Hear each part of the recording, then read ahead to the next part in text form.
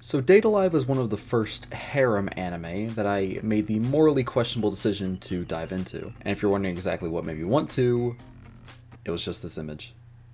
I know I'm a degenerate. And while I was falling down that very questionable rabbit hole, I witnessed many things across the few seasons of Date Alive, like my introduction to magical girls, an art style that blinded my eyes with intense joy, finished season 1 before taking an entire year off until actually picking it back up, only to then have no idea what the hell I was even watching.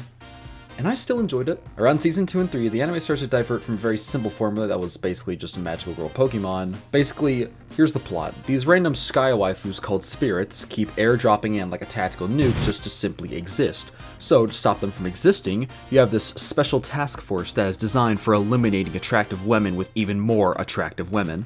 But then, you've got this epic third faction which doesn't want to kill the women, also known as the best option. That's where our boy, Shido, comes in, who has one job and one job only. Date these outer space magical girls so they fall in love with him, and he collects them to join his harem so they don't blow up Tokyo. Wash, rinse, repeat. You've got a harem full of 2D drawings of all shapes and sizes. It's a very simple and effective formula that was only shaken up about halfway through season 2, and especially season 3. You see, in season 3 of Date Alive, one of the more passive women, Origami, had her parents killed by one of the spirits. Thus, she vowed vengeance to kill spirits for the rest of her life. Also, spoilers for Date Alive here on out. So in the 3rd season, she's approached by something and goes on this time travel journey where she goes to kill the spirit that killed her family for revenge.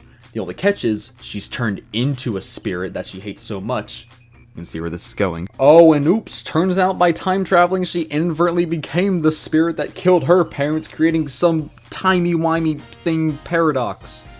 Crap. This causes some whack future stuff. So Shido's gotta meet with this gun waifu that's more so chaotic neutral in the series, and to send him back in time to stop the paradox from ever happening by saving her, creating this whole new alternate timeline where everything's the same but different. And now Origami can socialize and looks different, and only Shido remembers the old timeline.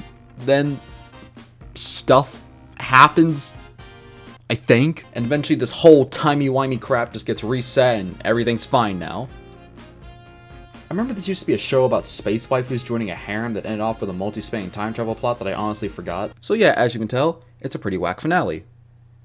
Is what I would have said if it was the finale. You see, that's only the final arc. The actual final episode is where our main Chad Shido gets too overcome with his horny energy from dating so many women at once that it overloads and turns him into an actual pimp with powers that can't be stopped and a lust for women that won't be stopped. So, in order to stop this man from literally making the world his harem, he makes a deal with his main harem where he challenges them to a dating speed run.